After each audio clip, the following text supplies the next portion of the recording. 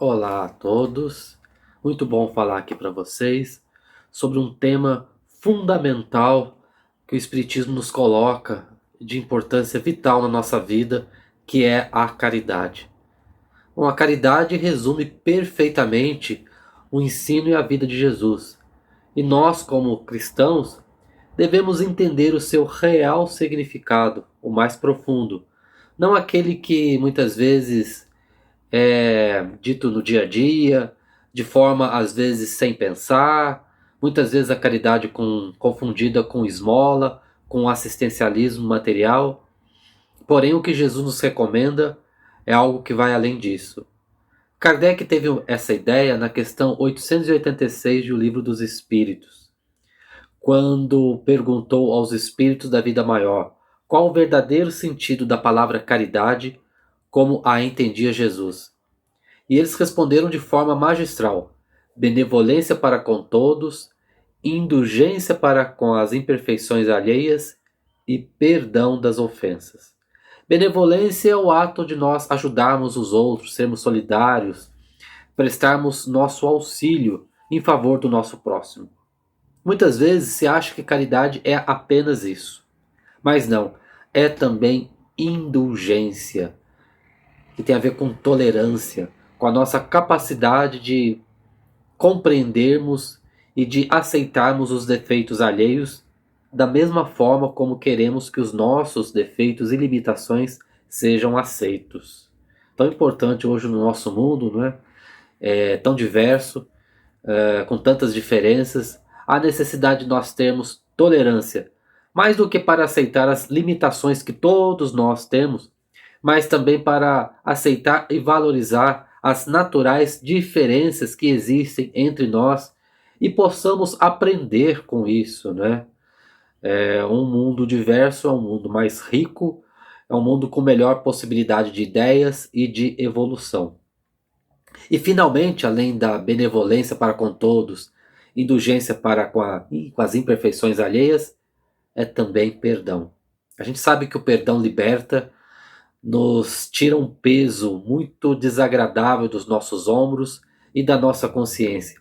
Aquele que consegue de fato se libertar do ódio, do ressentimento, da mágoa, do rancor, ele está um passo além da evolução.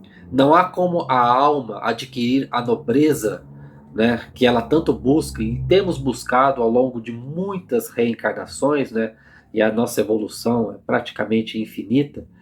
Não há alma que tenha alcançado um estágio elevado de nobreza sem que ela tenha conseguido de fato praticar o perdão. Quando nós perdoamos, nós compreendemos o próximo na sua ignorância. Entendemos que ele agiu mal, nos ferindo, nos magoando, porque no fundo isso retrata uma deficiência dele, uma doença de alma dele, que não nos pertence. Nós apenas controlamos os nossos pensamentos, atos e palavras. Não controlamos, por mais que às vezes queiramos, não conseguimos controlar aquilo que se passa na mente do nosso semelhante. E todos nós também temos o livre arbítrio, a liberdade de poder agir e naturalmente sofrer as consequências dos nossos atos, que serão bons ou ruins. Por isso que muitas vezes se diz no movimento espírita que a semeadura é livre, podemos plantar o que quisermos, porém a colheita é obrigatória, porque ficamos escravos das nossas ações e omissões. Então nós não controlamos aquilo que o próximo faz, e ele muitas vezes nos magoa, age de forma completamente errada, em desarmonia com as leis divinas. Compreender isso não só nos liberta desse sentimento, mas também, né, revela uma virtude que nós estamos pouco a pouco conquistando. É por isso que Jesus, naquele instante supremo da cruz, quando ele iria retornar ao plano espiritual, disse: Pai, perdoa-lhes, porque eles não sabem o que fazem. Quem erra, quem machuca, quem ofende, quem desrespeita, de fato não sabe o que está fazendo, porque se soubesse, tivesse a plena consciência, saberia que estas ações gerarão para ele consequências inevitáveis de dor, de incômodo e de situação de reajuste, a exprimir-se em expiações, aqui com X, que são as consequências negativas daquilo que nós praticamos desta ou em outra existência. Então a pessoa saberia que, como um efeito bumerangue, aquilo que ele está fazendo irá voltar-se contra ele. Aquele que perdoa é alguém que já compreendeu isso. Por isso que caridade não é apenas a benevolência, o ato solidário necessário de um ser em relação ao outro. É também tolerância, indulgência e perdão. A caridade é tão importante que Paulo apóstolo nos deixou uma das páginas mais bonitas contidas no Novo Testamento, na sua famosa carta aos Coríntios, no capítulo 13, versículos 1 a 7 e depois 13, em que ele diz que ainda que ele falasse todas as línguas do mundo, e até mesmo a língua dos anjos, porém, se ele não tivesse caridade, seria como um metal que soa, ou como um sino que tine, quer dizer, de nada valeria. E se ele tivesse o dom da profecia, a capacidade de conhecer todos os mistérios do universo e tudo o que se pode saber, e se tivesse toda a fé a ponto de transportar os montes, porém, se não tivesse caridade, de nada seria. E que ele fosse capaz, ainda assim, de distribuir os seus bens para sustento dos pobres, e até entregar o seu corpo para ser queimado. Porém, se ele não fosse animado por esse espírito verdadeiro de caridade, ele nada seria. Isso de nada lhe aproveitaria. Porque a caridade, segundo Paulo, é paciente, é benigna, não é invejosa, não obra temerária nem precipitadamente, não se ensoberbece, quer dizer, não tem esse sentimento de orgulho, de superioridade, não é ambiciosa e não busca os próprios interesses. Por isso que a gente sabe, né, que a maior virtude é aquela que se baseia, que se apoia no desinteresse pessoal. Por isso que Jesus dizia que a mão esquerda não saiba o que faz a direita. Quando fizer o bem, faça de forma despretensiosa, sem esperar retribuição. A caridade é assim. Não busca os seus próprios interesses. Não se irrita, não suspeita mal, nem folga com a injustiça, mas folga com a verdade. Tudo tolera, tudo crê, tudo espera, tudo sofre. Quer dizer, não é aqui um incentivo, né, ao sofrimento voluntário que muitos ao longo do tempo buscaram achando que se martirizando iriam conseguir adquirir virtude. Não. Mas aquele sofrimento que é inevitável, porque estamos num mundo de provas e expiações, um mundo ainda limitado, porque nós ainda somos, né, limitados, pequenos, estamos progredindo. Em razão disso, nós sofremos, passamos por dificuldades, dores, e a caridade sabe que esses sofrimentos eles vão passar. Ela é paciente, né? A caridade jamais há de acabar, ou deixem de ter lugar as profecias, ou cessem as línguas, ou seja abolida a ciência. Ainda que tudo isso acabe, porém a caridade jamais acabará, porque ela é o amor em ação, fluindo de um ser para o outro. E Paulo ainda diz que permanecem a fé, a esperança e a caridade, essas três virtudes. Porém, a maior delas é a caridade, né? Paulo coloca a caridade mesmo acima da fé. Porque muitas vezes, para termos fé, temos que acreditar, às vezes, num dogma de uma determinada religião ou crença, estarmos unidos ali a um grupo de pessoas que têm crenças em comum.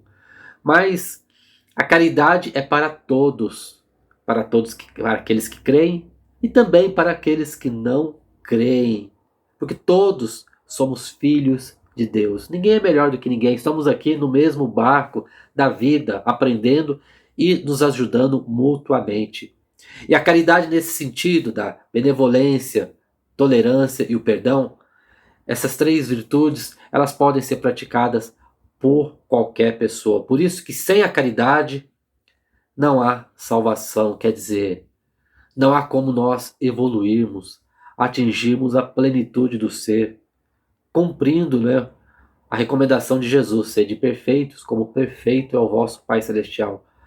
É claro que nós nunca atingiremos a perfeição de Deus, mas nós podemos buscar a excelência, buscar fazer o melhor que nós podemos fazer para o nosso semelhante e, como consequência, para nós mesmos, porque é da lei da vida que todo aquele que age no bem receberá a sua recompensa espiritual.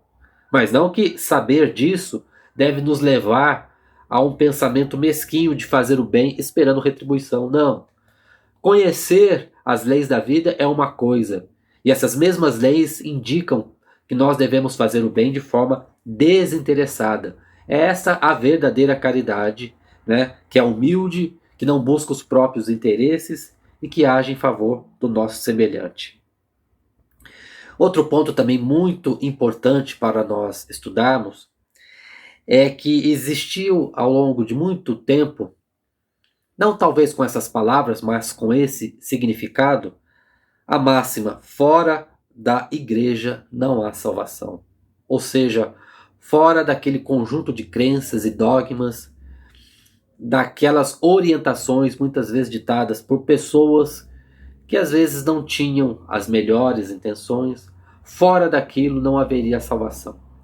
Não, esta máxima, que infelizmente ainda a gente observa, né, em muitas pessoas, ela não é uma máxima genuinamente cristã, porque ela nos afasta um dos outros, ela cria grupos sectários que faz com que as pessoas somente respeitem aquelas que pertencem ao seu mesmo ciclo de crença. Estes seriam seus irmãos e irmãs. Os demais não. Porque os demais, por não seguirem aquela crença, não é? Aquela ideia religiosa, a eles seria destinado o inferno, talvez, um futuro sombrio, e eles se perderiam. Essas almas não teriam mais salvação. Porque a salvação somente estaria naqueles que acreditam na verdade da minha igreja ou da minha crença espiritual. Nada mais distante do pensamento de Jesus. Aliás, Jesus, quando veio ao mundo, ele não fundou nenhuma religião. O cristianismo, né, da sua forma mais ampla, ele floresceu em razão daquelas ideias, daqueles ensinamentos. Mas mesmo os primeiros cristãos, os mártires, por exemplo, não tinham ali uma religião definida. Muitos eram judeus, né, de sua origem, mas que acabaram aderindo a esse pensamento misericordioso e compassivo e manso que o cristianismo nos ensina. Era uma ideia absolutamente revolucionária do ponto de vista espiritual. Judas Iscariotes achava que a revolução seria política, seria militar, e equivocadamente acabou traindo a Jesus. Mas outros compreenderam que Jesus era um líder espiritual, que veio nos trazer verdades que, se praticadas, nos levariam ao reino dos céus, é o reino que consiste, né, no nosso mundo íntimo, não é um lugar geográfico, não é algo assim destinado apenas às almas eleitas, mas àqueles que agem com a consciência tranquila e com a fé no futuro. E Jesus é rei deste reino, que não é deste mundo, que não é material, que não é das coisas naturais do mundo. Mas muitas pessoas, infelizmente, não entenderam. Acabaram ao longo dos séculos criando religiões, sectarismos. Muitos cristãos foram, infelizmente, perseguidos por pertencerem a ramos diferentes da sua interpretação do que foi a mensagem de Jesus. Mesmo pessoas de outras religiões, em outros continentes, também sofreram perseguições. E vice-versa também. Infelizmente, o monopólio da violência por motivos religiosos não existiu ao longo da história apenas no seio do cristianismo, como nós sabemos muito bem disso. Porque é algo da natureza humana, ainda atrasada, ainda pequena. Por isso que o Espiritismo não concorda com essa máxima, fora da igreja não há salvação. Muito pelo contrário. E também não apoia uma outra máxima que é parecida à primeira, que seria: fora da verdade não há salvação. Mas quem de nós aqui pode se dizer na posse da verdade? Kardec fala que a verdade só é realmente apercebida e alcançada por espíritos da mais alta estirpe espiritual. Espíritos que já trilharam um caminho muito longo de evolução e alcançaram níveis elevados, que lhes permitem o acesso a esses conhecimentos mais avançados, a essa verdade que poderíamos dizer absoluta. Nós ainda estamos muito longe disso. A ciência nos ajuda a conhecer a verdade do mundo espiritual, e o Espiritismo vem trazer a sua contribuição como revelação espiritual para nós compreendermos as verdades do mundo espiritual. Mas são, digamos, verdades apropriadas ao nosso nível atual. É por isso que nós não podemos concordar com a máxima fora da verdade não há salvação, porque ela seria um contrassenso. E ela seria logicamente semelhante àquela máxima equivocada de fora da igreja não há salvação. O Espiritismo apoia fora da caridade não há salvação, porque essa está ao alcance de todos, independente da sua crença e mesmo independente se ele tem ou não uma crença religiosa, porque se apoia na benevolência, na indulgência e no perdão. E entender a caridade, né, que vai muito além da esmola, do assistencialismo material. Muitas pessoas hoje acham que é isso, né? Que fazer caridade é algo que diminui o semelhante que a recebe. Talvez muitos de nós, ao praticarmos a caridade, tenhamos ainda aquele orgulho, aquele sentimento de estarmos fazendo um favor e que aquela pessoa, no fundo, nos deve a sua gratidão. Mas não. Aquele que age de forma caridosa, ele faz até com que o beneficiado se sinta que ele mesmo está nos ajudando. Ele não se sente diminuído, ele não se sente apequenado, porque a caridade é feita de forma humilde, de forma amorosa, compassiva, que eleva ao invés de diminuir, que busca nos igualar como irmãos que somos espiritualmente. Podemos eventualmente, por razões transitórias, estarmos em diferentes posições materiais na vida, mas espiritualmente estamos na mesma escola que a terra e somos todos filhos de Deus dignos do seu amor. E essa ajuda mútua que podemos prestar uns aos outros, ela exercita a nossa capacidade de amar, exercita as virtudes do coração. Por isso que a caridade também é esse amor em ação, esse amor que frutifica, que obra, que eleva, que não fica parado. A gente até lembra, né, de Tiago, o apóstolo, que diz que a fé sem obras é morta. Porque não basta apenas acreditar em Deus, na vida espiritual. É necessário nós realizarmos algo inspirado por essa crença espiritual. E Paulo de Tarso diz que a caridade está até mesmo acima da fé, porque ela está ao alcance de qualquer pessoa. Divaldo Franco uma vez comentou que admira muito mais um ateu honesto do que um cristão hipócrita. E quantos de nós ainda somos ainda muito hipócritas? Porque reservamos espaço no nosso coração para as nossas atitudes caridosas apenas entre aqueles do nosso círculo religioso mais próximo, aderindo ali a um certo clubismo, uma certa panelinha espiritual. Não, isso não é o pensamento de Cristo. Cristo nos recomenda amar a todos, não apenas aqueles que são semelhantes a nós nos gostos, nas atitudes, na religião, em outras características humanas. Que possamos então, inspirados pela vida e pelos ensinamentos do nosso Mestre Jesus, praticar a caridade, sendo solidários uns com os outros, praticando a tolerância e, fundamentalmente, buscando o perdão. para o benefício do próximo e, fundamentalmente, para o nosso próprio benefício. Eu agradeço a todos pela atenção, por me ouvirem e convido você agora a ir comigo em pensamento para uma vibração, onde nós pensaremos em pessoas que nós queremos ajudar e emanaremos o melhor do nosso sentimento humanitário, o melhor das nossas energias espirituais, os nossos fluidos benéficos que nós podemos, com o pensamento e a vontade, irradiar. Querido Mestre Jesus, irmão maior, o Senhor nos conhece muito bem. Sabe de todas as nossas dificuldades, fraquezas e limitações. Rogamos a sua assistência amorosa, Senhor, para nós mesmos e para outras pessoas que nós lembramos agora.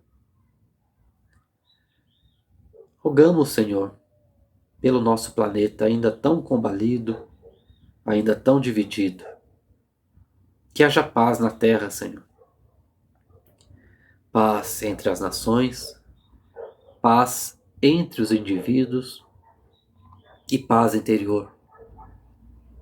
Sabemos que a conquista da paz interior depende fundamentalmente de nós mesmos, do nosso esforço em sermos pessoas melhores, mais humanas, mais benevolentes. Mas muitas vezes enfrentamos essas dificuldades, Senhor, e por isso rogamos a sua assistência. Lembramos também de um caso em particular que chama a nossa atenção, que desperta em nós um sentimento de compaixão. Que essa pessoa, onde estiver, receba o nosso abraço amoroso, nosso desejo de melhoras, que as vibrações dos bons amigos espirituais possam envolver essa pessoa onde ela estiver, induzindo-lhes pensamentos positivos, fluidos salutares, um halo de luz, Senhor, para iluminar a sua vida. Agradecidos que estamos, Senhor, por toda essa assistência recebida, rogamos apenas que fique conosco, agora e sempre.